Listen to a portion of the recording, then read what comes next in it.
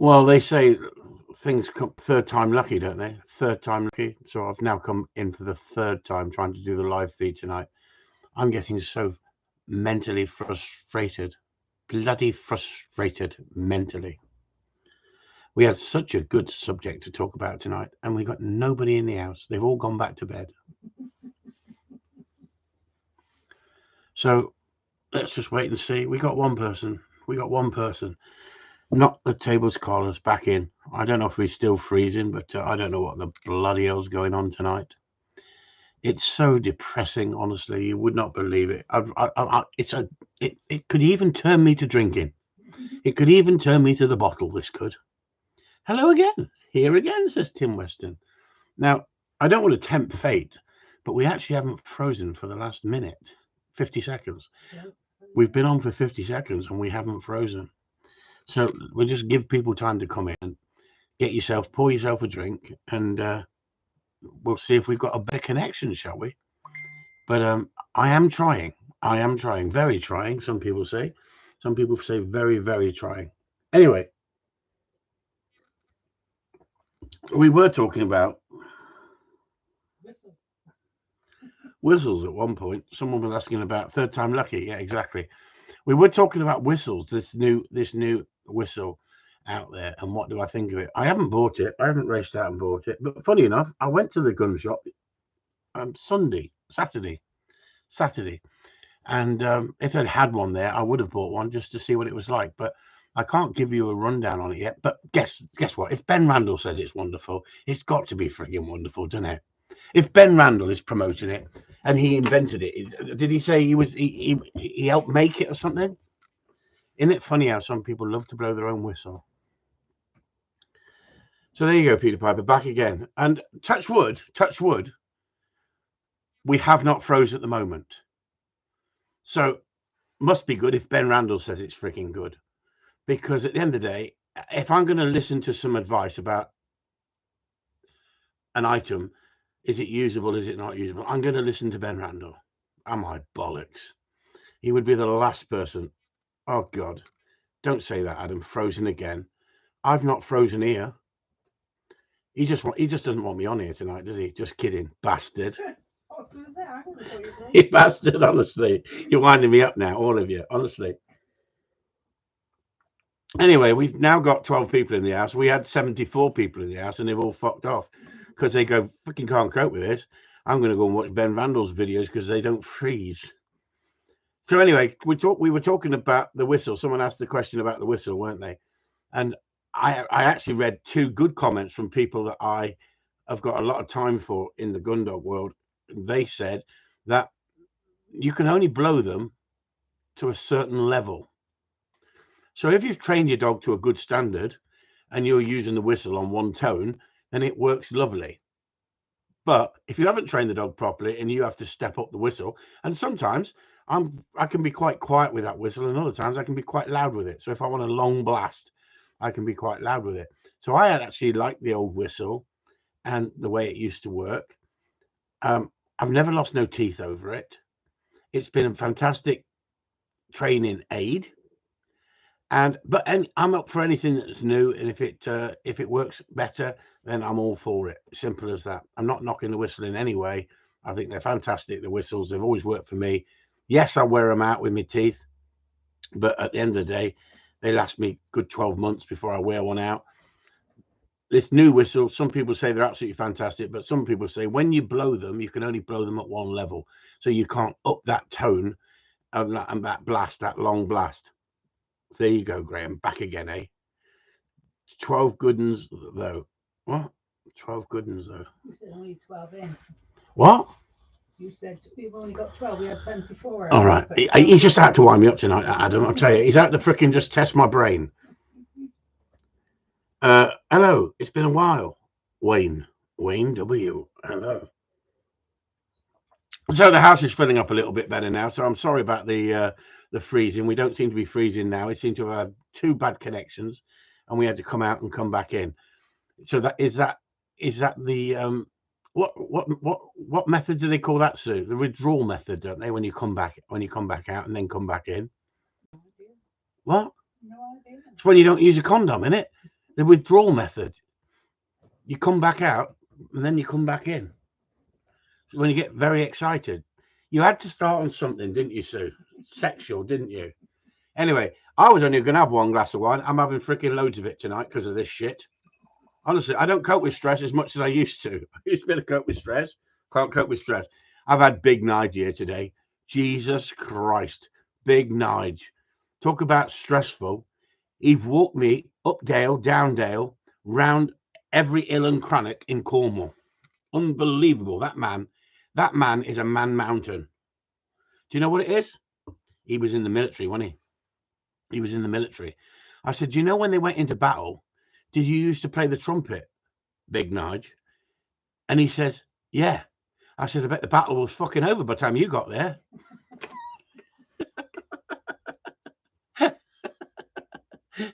He said, keep up with us. Here comes the band, play something they don't fucking know, and you go marching into battle, and freaking Nigel's way back blowing his trumpet with no action, not seeing any of the action. Everyone up front's getting freaking shot at. Nigel's at the back having a freaking picnic. Sandwiches and a freaking picnic. 2 famous lies. Check is in the post, and I promise not to come. Exactly, Steve. Exactly. Yeah, so someone was asking about the whistle to start with, weren't they? And like I said, I've not had one, so I can't give an honest opinion other than what I've heard. And what I've heard from 2 people that I really believe what they say, they talk a lot of sense. They said, unfortunately, there's just one level of tone on it. You can't increase that tone. It seems to stop that happening. And sometimes you just want that very light whistle, and sometimes you want to give a short, sharp blast, don't you? And that short, sharp blast is like changing that tone of your voice. If your tone of your voice when you were training and only had that one tone, then it wouldn't be as positive. Well, it wouldn't be as what's the word I'm looking for? Can someone freaking help me here? Effective. See that she's in the background. She's helping me when she wants to help me. She can sit there and say nothing sometimes, but that was just the word I was looking for. Effective. That's one thing I'm not at the moment. Effective. So anyway, let's go back to biological processing. Does anybody know what biological processing was? Someone did make a comment of it. Tone of your voice is a great tool when training. Exactly, Steve. It's being able to adjust it. And you find that a lot of people, if they've only got that what we call a monotone voice, just one level, that low level, they can't get over to the dog.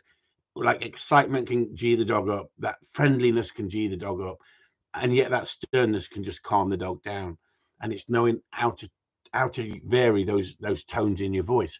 Well, I found the old whistle did that no problem at all. I could increase it, but I like to decrease it so the dog's responding on that very low stim. But if in training, sometimes I'll use that high whistle to stop the dog if it runs in or anything like that. And it's all right saying, well, if you train it right, then you wouldn't need to change the tone of your whistle. But I think the tone of the whistle makes hell of a difference. And if it's only one tone, then Ben Randall's fucked up, hasn't he, technically, if that's the case. But like I say, give him credit. He probably picked the colours. He probably named it. Right? That caused a lot of controversy, didn't it? Naming it.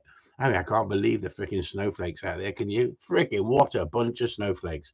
Because it's called, well, unbelievable. I won't even go there. Alpha, the alpha whistle. It's dominant. Oh, for God's sake, what's these people coming to? Anyway, we were going back onto biological processing, and no one said nothing. I'm not listening to Adam Hudson, chief whistleblower.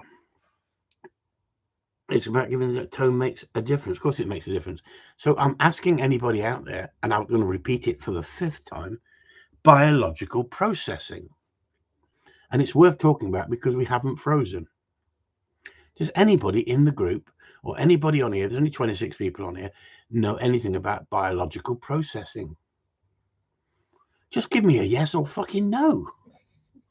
We haven't froze. I'm waiting for you. Genetics. Oh, nice one. Never heard of it, says Chris Wheelhouse. Well, it's a good subject to talk about. It's a good subject to talk about. And I want to relate it to listening to the theory behind dog training as well as the theory behind everything outdoors. Miss the chat. Hopes all well, says Barry Lamb. Yep, very well. Thank you, Barry. We've frozen. twice tonight, Barry. We've had to go out and come back in. So it's been a stressful evening, Barry, to be honest with you, especially for a dyslexic person like me, trying to reload the group so that we can have a chat on a Wednesday night without fighting each other. I've rolled up my sleeves twice for this freaking, what's his name? Adam Hudson. I've rolled up my freaking sleeves, honestly. Anyway, so let me just explain to you. And who's ever heard of Jordan Peterson?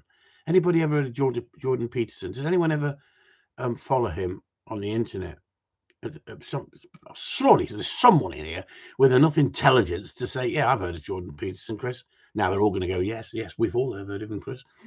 I'm not being rude, but has anybody actually heard of Jordan Peterson? Honestly, you think it's freaking Frozen.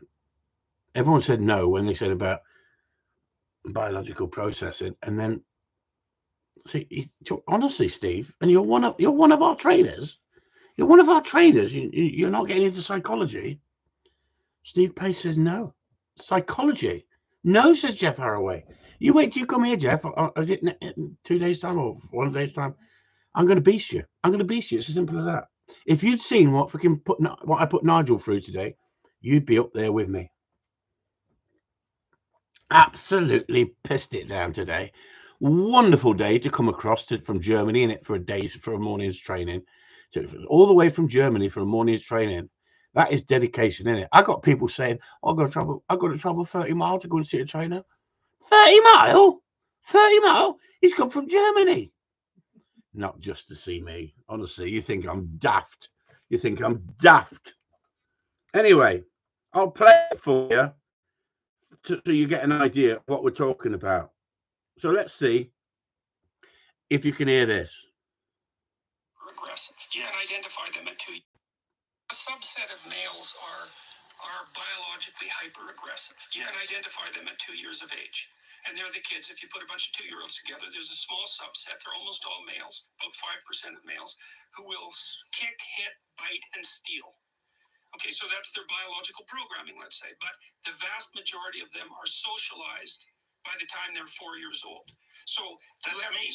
Yeah, sure, absolutely. Absolutely. I mean, it is. Yeah, absolutely. Yeah. And the thing about boys like that is that if you socialize them properly, it's quite a bit of work because they're very combative. My son was like that. And if you socialize them properly, then they can become unbelievably useful. They're courageous, they're forthright, they're not going to back down from a challenge. There's all sorts of massive utility in that, and that's this proper interplay between the biological circuitry and the socialization. But and with James Damore's memo, So, did you understand what he was talking about? Just give me a no, it was over your heads, or yes, I actually understood what he was talking about. That short sentence of a 2-hour conversation that I listened to, I copied that just to play that for you. I think I've heard this. Is this nature nurture thing? No, Thomas has not heard it. Right, okay. So we're talking about the reason we're talking is biological processing. So what they're saying is he's talking about genders and stuff like that. Well, if you think about it, let's just take Jeff's dog, for instance. He's headstrong. He's a challenge. He's one of the naughty boys in the class, isn't he? If he was a pupil, Jeff's dog, without fail, Jeff Haraway's dog, would be one of the naughty boys in the class. Gets up to all sorts of freaking trouble, pain in the arse.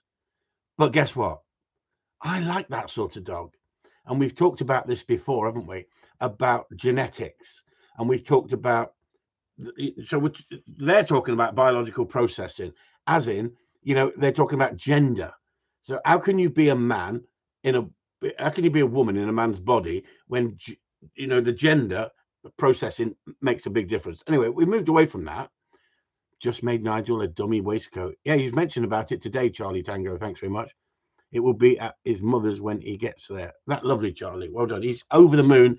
Can't wait. He tried mine on today, Charlie, and he's waiting for an extra buckle. He's waiting for an extra double-sized buckle so he can get it round his midriff. When he tried mine on, it looked like I'm a midget. He made me feel so much fitter today, running up over the hills, because I was saying, come on, Nigel, keep up. Fat Boy was teasing Fat Boy. How about that? I've already sent it to him. Lovely bit of kit races, Gary. So we're going back to the Jordan Peterson thing. So we're talking about Jeff Arroway's dog and dogs like Keeper and stuff like that. They just have that naughty streak in them. And that naughty streak is a bit like that child that you can't do nothing about because it's in their genetics, and they're going to play up, they're going to challenge, they're going to test the system. And at the end of the day, they are the ones that sometimes come out on top if you channel it right. If you don't channel it right, then is it society's fault because they didn't read the kid in the school and channel it right? Because not every kid is a complete and out naughty kid, but they just haven't got the attention span and they think differently. You have the experience to evaluate both owner and dog and get the very best out of each. Thank you, Julia. That's very nice of you. Where did that come from? So what we were talking about is the fact is that there are it's proven in science that there is a small percentage, and I think he said about 5%, not a massive amount, that can go on to be brilliant leaders and can go on to be very, very respected if channeled in the right direction. And is that not the same with the dogs we train? Some people seem to have a dog that's so easy to train, they don't really need much guidance. And some people say to me, I didn't train the dog trained itself. I've never heard that. I've never seen it or come across it in all the years I've ever trained a dog that it trained itself. But I totally understand the concept of what they're trying to say, that the dog was easy to train, it wasn't challenging. So you could have one dog, and this is a thing we were talking about on our private feed with Denver. He's just let two dogs go back to the owner, but he's been working with 3 puppies, and he can't believe how different they were. And yet they're at the same litter, same genetics, and yet their temperaments were completely different. And one of the dogs that was struggling when the whole pack, or the 3 dogs were there, not the whole pack, the 3 dogs were there, then became more easy to biddable and trainable on its own away from the others. But while it was with the others, it was relying on the others, but not showing enough promise. And 100%, I've seen that a lot with my Corleone Springer. Is a naughty streak. You told me when I got him a mad streak. Yeah, exactly. And I like those sort of dogs because they're the dogs that will lead. They're the dogs that stand out in the crowd. Jeff Arroway's dog, if you master him, will be an unbelievable dog. But how many people have a Jeff Arroway sort of dog? And you look at the dog and you think the handler don't know what he's talking about. When actually, if Jeff had an easier dog, he wouldn't be in the situation he was because of the nature of the beast, as we say. And so I think it was a good thing to talk about what Jordan Peterson was saying. That's genetic. That's not man-made. That's genetic. But it still needs to be developed by putting it down the right channel, else they become criminals. They become not good in society because they challenge things, they push things, and not everybody wants to challenge everything. But same with the dogs. Some dogs challenge more than others, and it's easy showing a biddable, trainable dog, a dog that's trained easy. Like Wiz was an easy dog to train. He was a nervous dog because they pushed him too soon when they started training him, and he closed in on them, closed down on them. And I had to bring the spirit out of him and get him to have that confidence. That took longer than leaving him for a while and letting him develop and grow up and then start training him. Because some people do what they say to Ben Randall. They have the dog freaking retrieving at 8 weeks old. They have it sitting and waiting and farting and spitting. But if he's training them for pet people, that's exactly the way you want to go, isn't it? Compared to letting a dog go 12 months old, absolute heathen, head case, lunatic. You've allowed the naughtiness to come out, and now you've got to bring the dog back down to the level that you can control him. And that's important, that when we talk about dog training, and I say every dog is different, how many dogs do you see that have taken over because they've had no guidance in the right direction.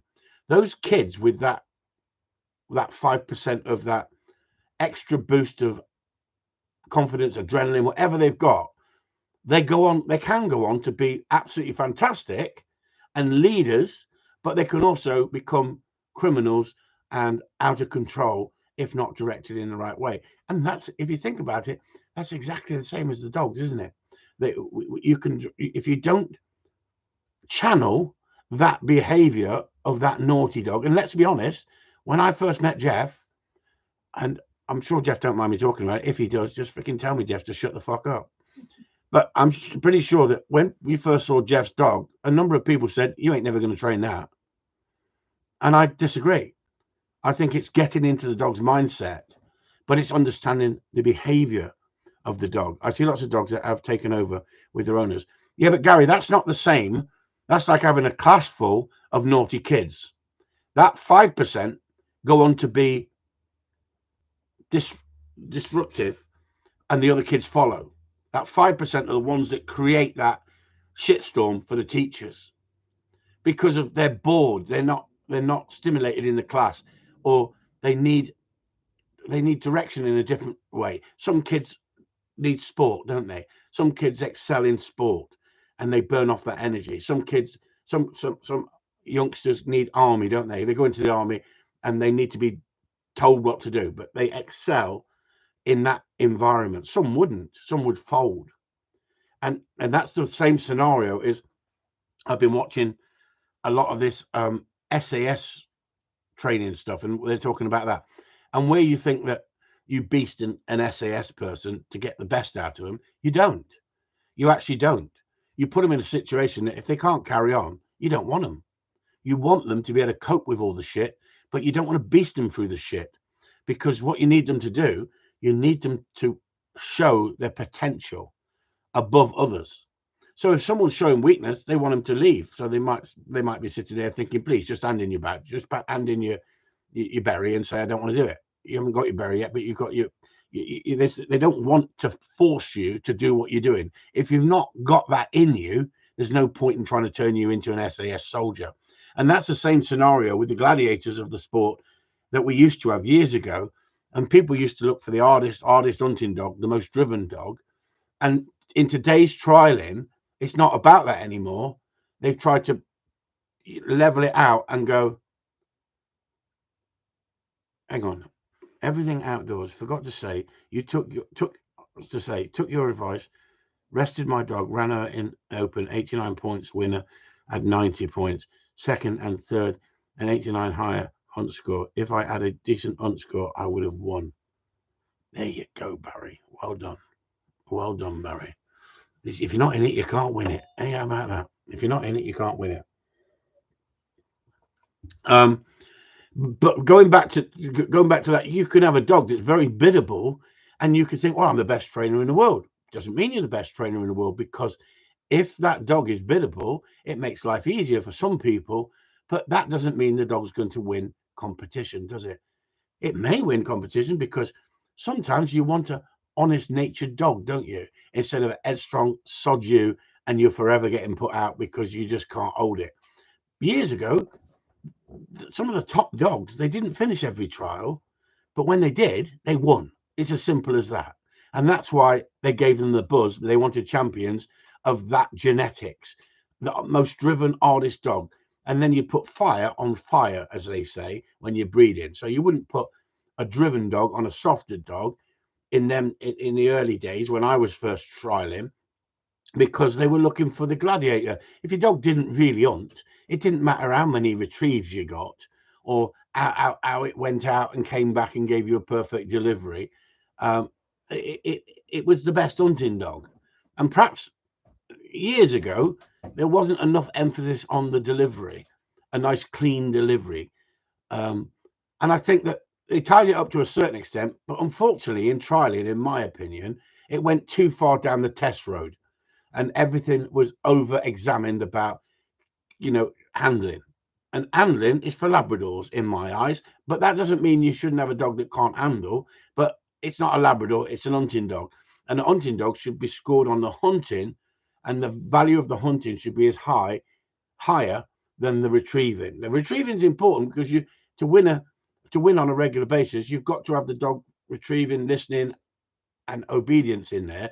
But the hunting is number one for a spaniel, for a hunting dog, whether it's a cocker spaniel or a Springer spaniel. Hunting has got to be number one. Unfortunately, a lot of the tests, the way they run the tests, as long as you've got an average hunting dog and the dog likes retrieving, you can win the test. And that's not what we should be looking for, in my opinion. We should be looking for the best hunting dog, but it also mustn't mess up on the retrieving. Now, that's my opinion. And other people can go, no, I just like an handling dog. I like a dog you can send back 150 yards and stop it on a sixpence. Like I was saying on the live feed, and I won't mention his name, a friend of mine put up a picture of a Labrador retrieving last week. I watched it. He lined the dog up. The dog was looking in the completely opposite direction when he lined the dog up. The dog came off the line, went 20 feet to the right-hand side, off the line completely, right down through the bottom of the valley. He stopped the dog on a sixpence down the bottom of the valley. He handled the dog onto the dummy.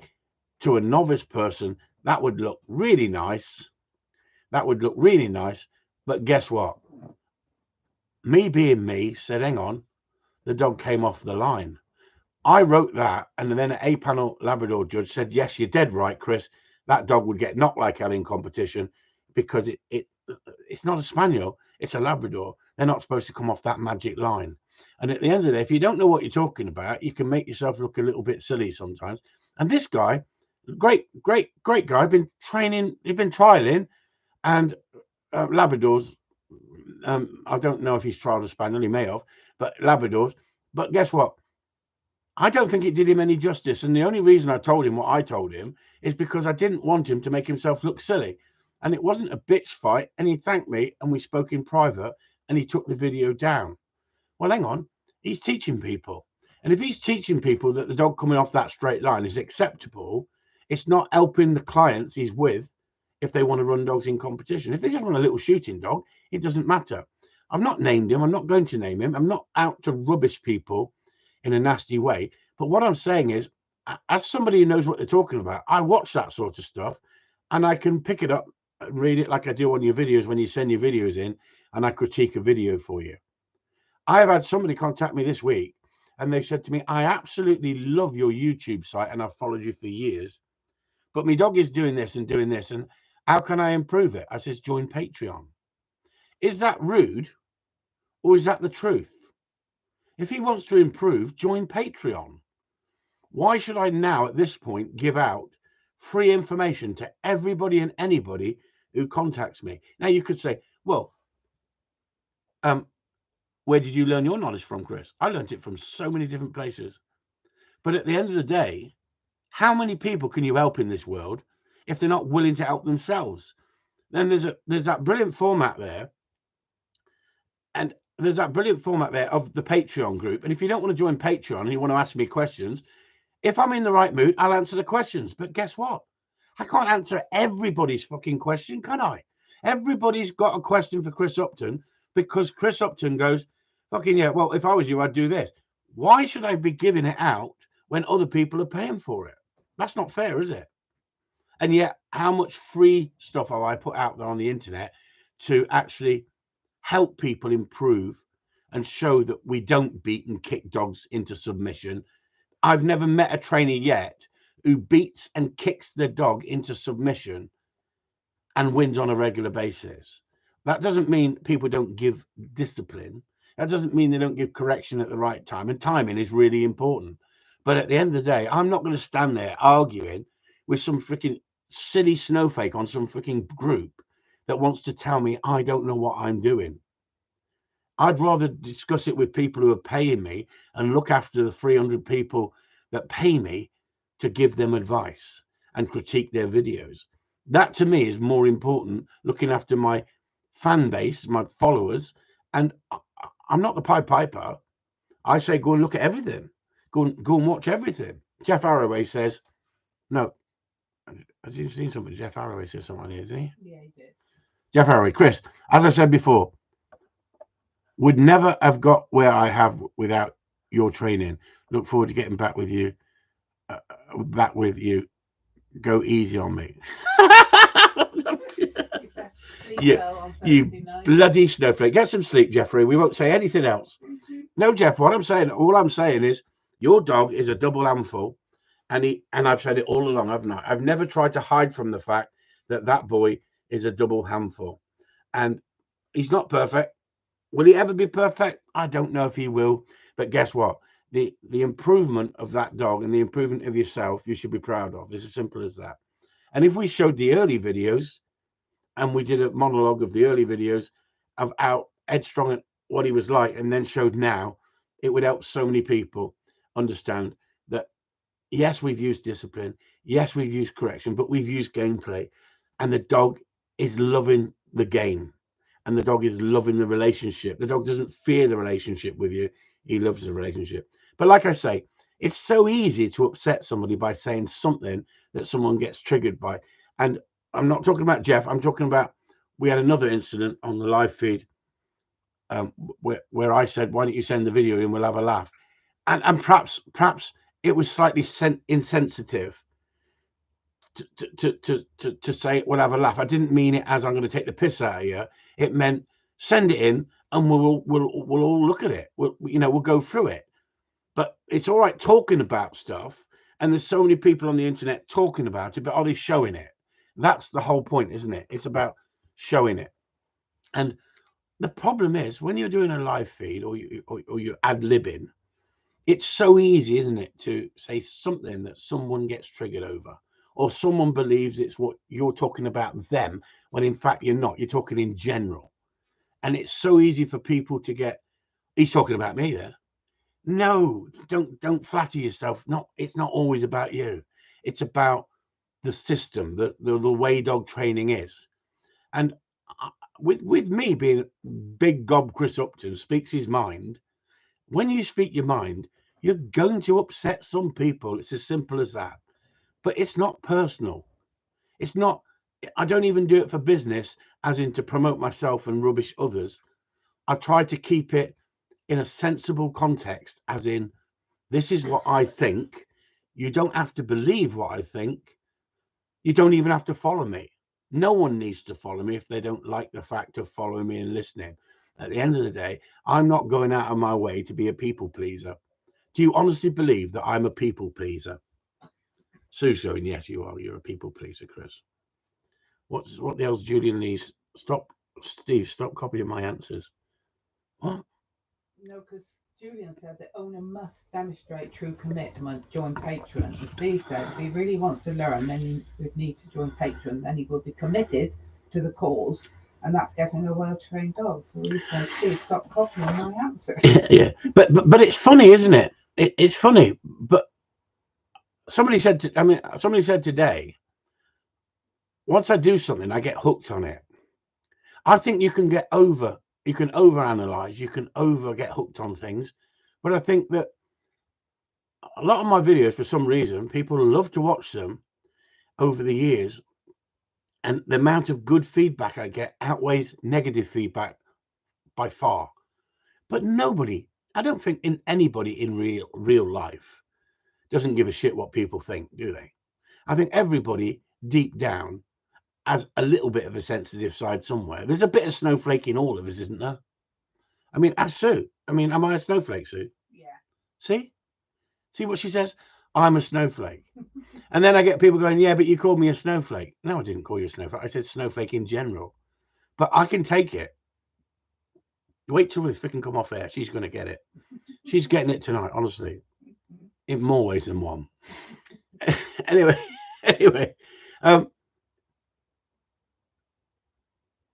Don't be silly, George. You know what you know, and that's how to train a dog. Your dog. Are they romancing or something, these two? They'll be sending kisses to each other in a minute. Honestly, that's Stevie Pace. He knows how to win people over, doesn't he? Not like me. Honestly.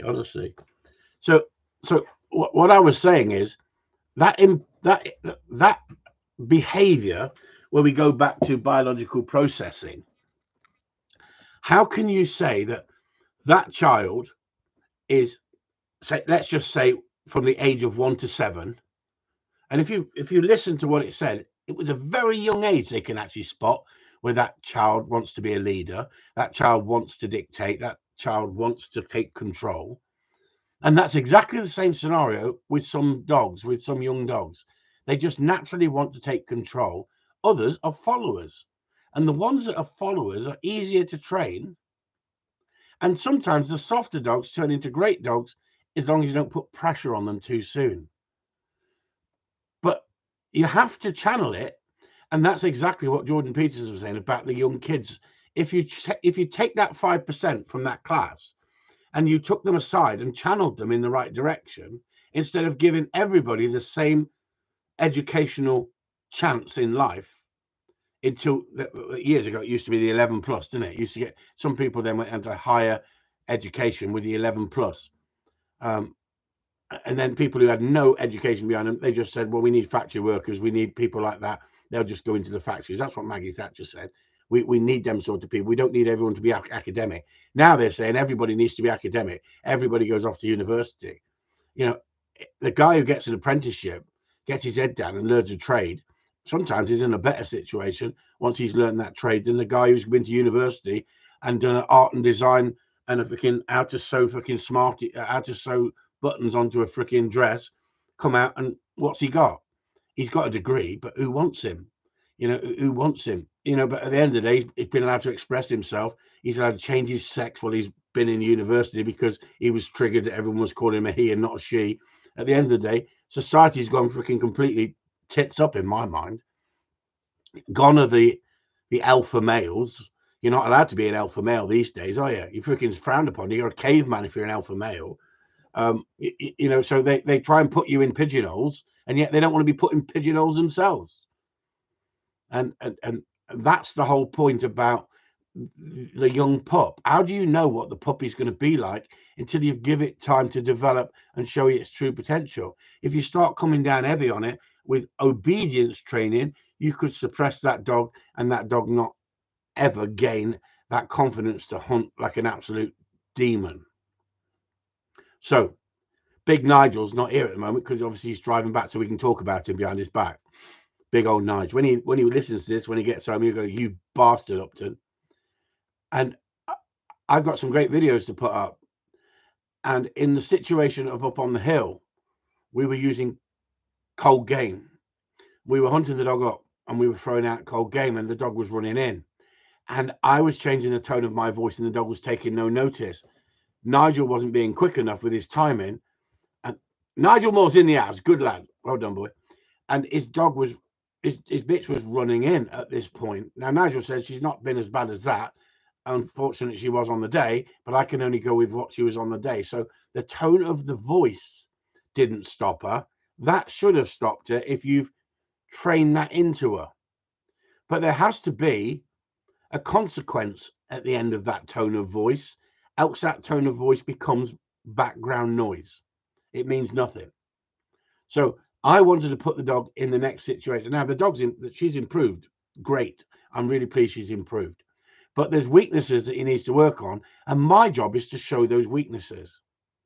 And by showing those weaknesses, it then gives him the tools to work on to give him the strengths to move on to the next stage.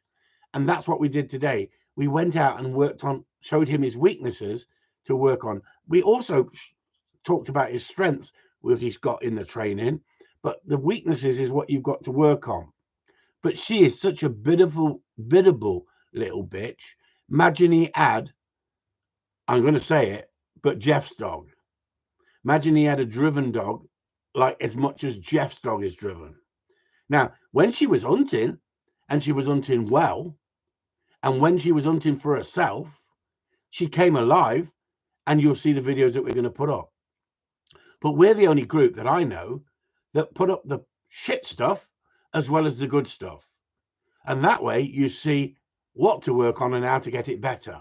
Where a lot of people, they like to talk about their success and what they've achieved or how good their dog is, but they don't always put it up, do they?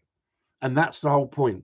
And with our group, I still keep looking, but I can't see anything that is, and I'm not blowing my own trumpet, where people are so open and willing to put up their mistakes, their weaknesses, as well as their strengths. And that's what helps the group, isn't it, really, when we think about it in Patreon? That's what really helps the group. It's not about putting up just the good dogs. It's great to see the good dogs. I love it. I think, Jesus Christ, I couldn't train that dog any better myself. And you've done that by just watching our videos and just taking tuition and learning from the group. And I'm over the moon. I'm chuffed as hell that people can reach that standard. And I'm the first one to say, I couldn't have trained that dog any better than you've trained it. But you've had the advantage where I didn't have the advantage when I was training. I went up to the top people asking them. Some of them give you a little bit of information. Some of them you work out haven't got a freaking clue because you're asking them questions way above their pay grade. And yet you're looking up to them because they're panel judges. But really, they couldn't train a dog or understand the psychology behind training a dog to save their lives. And how do you know when you reach one of them? They go, why are you asking me? You can train to a good standard. Or is it the fact they don't want to give out the information? They're scared that you're going to be better than them. And that's sad, isn't it? Because you gain this knowledge, you gain this understanding. And if you can stop someone else messing up their dog, then surely that's a positive thing, isn't it? A better thing than somebody messing up 4 or 5 dogs before they get a good one. Because like I say to you before, you mess up your first 3 dogs. You mess up those first 3 dogs. Now, I thoroughly enjoyed stomping over the moor with Nigel. I think if we'd gone to the Falklands, he would have never been shot at because he wouldn't have got into the action. He'd have been at the back playing the trumpet. I would have been stomping over the moor, getting freaking shot at, running, getting down a badger hole. Is it a back? They call it a back foxhole, don't they? Foxhole, or is it an arsehole? Up somebody's arsehole. But it was funny because it was raining and poor old Nigel was struggling up on that moor, and he was making me feel so much fitter. So thank you, Nigel, for that. You've really made my day today.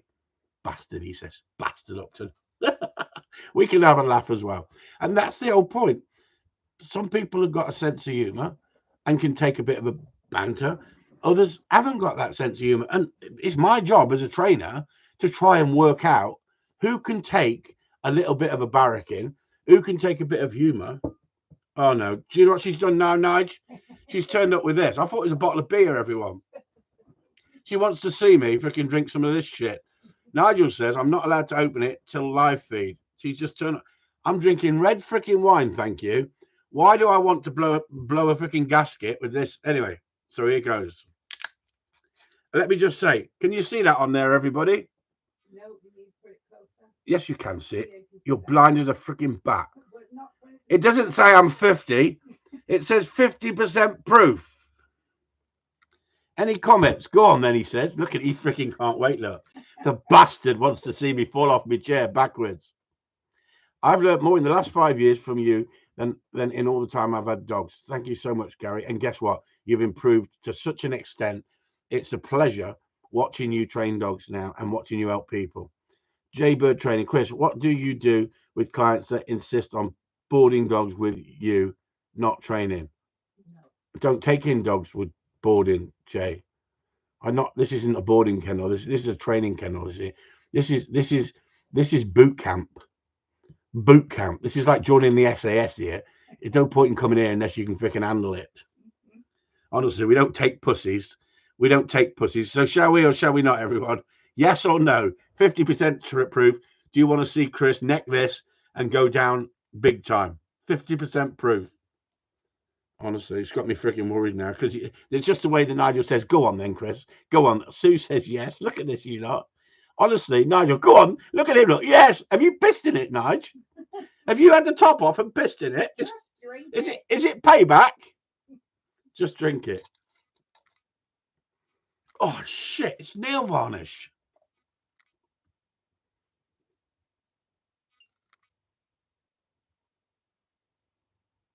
When you're drinking that, you're not drinking it. You got your fingers.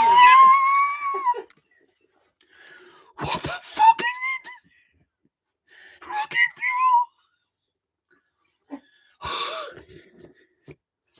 me top's turned fucking white. Jesus Christ. What is it, Nige? D2 rocket fuel. Nige, you know what it tastes like? That freaking stuff the dentist gives you to knock your freaking tooth out. I swear it's freaking just like the dentist. Fucking Jesus, what's in it? Fucking stroke. Jesus Christ, it smells. It smells on me. Yeah, it smells. It's in my mouth. It's going round my mouth like freaking being in the dentist. It's numbed the whole of my mouth. What? Health Ghost? Jesus Christ, honestly, what's in it?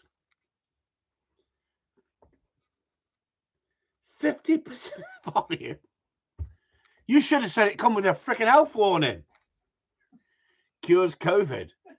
Cures COVID? My balls are fucking are going to fall off. I bet you some of you could freaking swiggle. I bet Gary Marriott would love that. He'd be like asleep in 10 minutes on the freaking side. You know, he comes on a live feed. Gary Marriott, he must work hard. That's all I can say. He's falling asleep on a live feed. He's had a glass of wine. He's like, oh, you can go. And he's falling. So some of you spend 4 hours on a live feed. Why do we spend 4 hours? Jeff Arroway, Snowflake. You bastard, Jeff. Wait till I see you. We're going to get beasted. You're going to get beasted, Jeff. It's all right being brave behind the screen. 10 press-ups for you next time I see you, Jeffrey. Honestly, you heavy drinkers, you. Whew! Did you see my eyes turn a freaking funny colour? It's still in my mouth. It's that taste is in my mouth. I think I'm gonna give Sue a drink tonight. Oh, you're supposed to put it in the freezer first. Oh, you're supposed to put that's probably what it was then. It wasn't put in the freezer, right? We enjoy ourselves on a Sunday. There you go, Steve. How about that? They don't know nothing about that, do they, Steve? How long we yak on about dog training. A load of like-minded people yakking on and putting the world right. You know, look, Jay Bird wants to just talk about freaking dog training. Do you find that dogs that like to hunt much more than the typical dogs do well with retrieves they have marked but can't see? You've lost me. It must be the drink I've been on. I don't understand, perhaps, Jay, what you're on about. Do you find that dogs that like to hunt much more than the typical dogs do well with retrieves they have marked but can't see? Not really. Some dogs can handle blinds no problem at all, and other dogs, meaning they watched it fall, but the bumper is orange. Jay, are you across the pond? Mm-hmm. It's got to be the bumper is orange. Do you think dogs are colorblind, or do you think dogs can see 3 colors? American, I knew that, Jay. How did I know that, Jay Bird? I think it's down to the training, Jay. I think if you get the hunting into a lot of dogs before you get the retrieving into the dogs, then some dogs can be hunting reliant rather than retrieving reliant. The balance is bringing the two together at the right time. So I like to train separately the retrieving to the hunting and then bring them together. As simple as that. A lot of people are more about obedience training, and marking ability plays a massive part, Jay. But we were talking about this in the group about the importance of the tennis racket game. You're going to get trainers out there going, I've trained 60,000 dogs and I've never had to use a tennis racket. Why the friggin' hell would I need to use a tennis racket? You can train a dog any way you want to train a dog. But I can tell you that if you use a tennis racket, the element of using that tennis racket, there's so many advantages.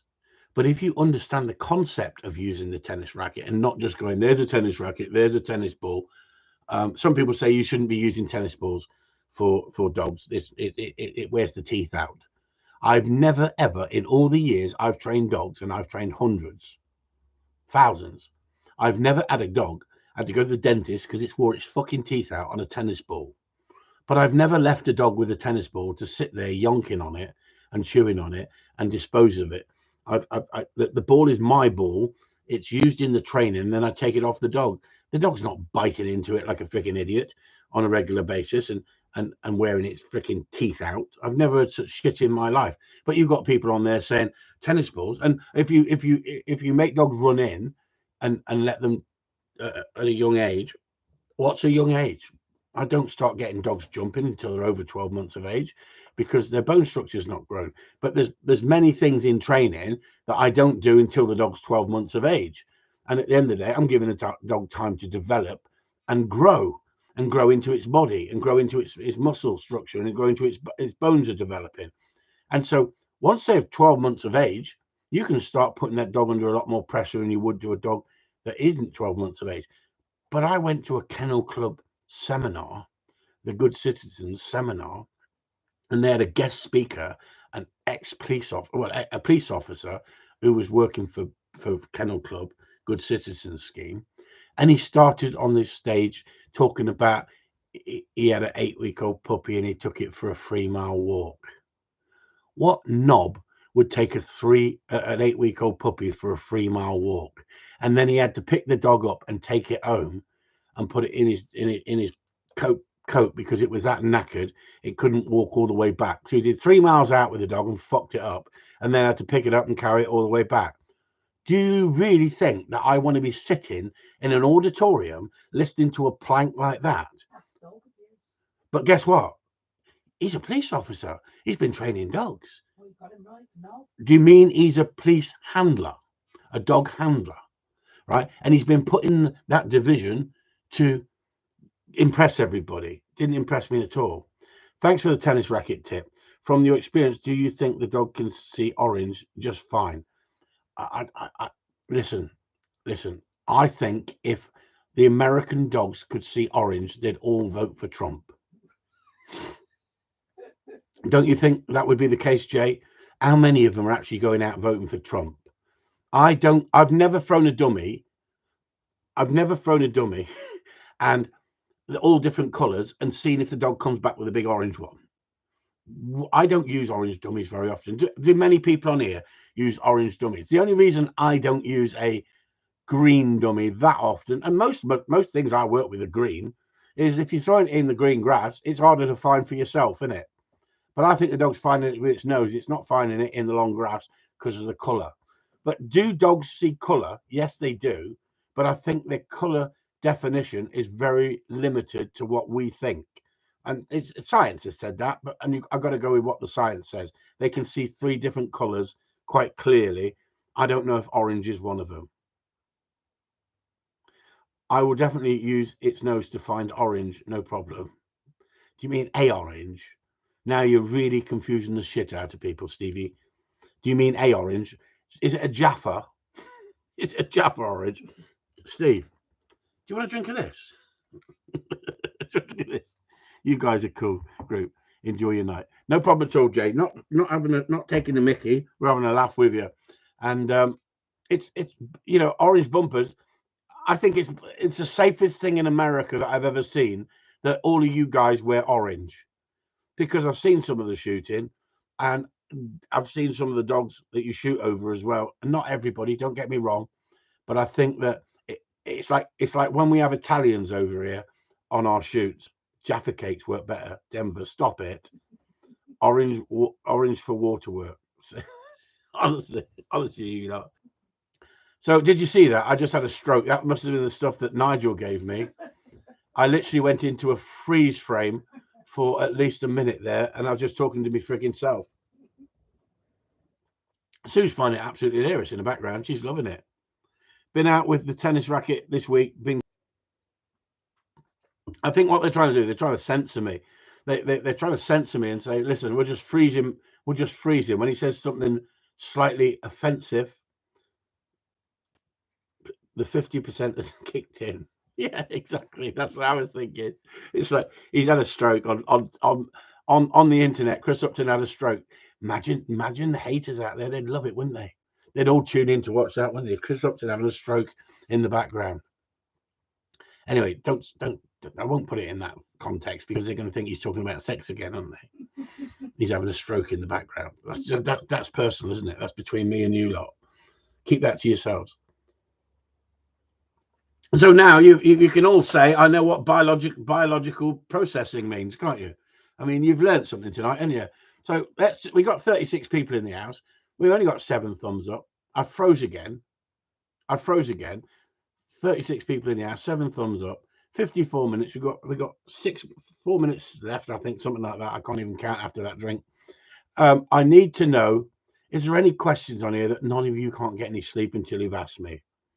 Any questions on here that you can't get the sleep until you've asked me, and you need to ask me a few more questions? Fire away, because you've got 5 minutes. Fire away. Got you again that time, didn't I? Honestly, it's like freaking unbelievable, isn't it?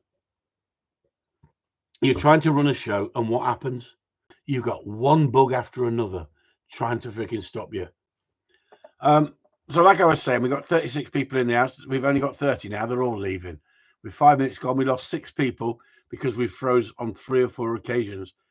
They don't know what they've missed, because now what I'm going to talk about is something you could really want to understand and get a concept of what I'm going to tell you. Jim Davison is back. I don't get this with the Jim Davison thing. Help me, someone. What happened with Jim Davison? And that thing where he used to just... What? He used to... Was it him that used to like speak in, and next minute he would like stop and... Look, tonight's like, Jeff, you're pushing it. Have you been drinking? you honestly, Jeff, you're gonna get it. Oh, it froze again. It froze again. Time to go, everybody. It's I know it's 4 minutes to go, but this is painful now, isn't it? Yes, you're right, Sue. Honestly, that Julian Lee's, he's going to get it when he comes down here, Squirrel Man. He's going to get it. Yes, you're right, Sue. You do not want to be boosting her freaking ego any more than it already is, Julian. Thank you.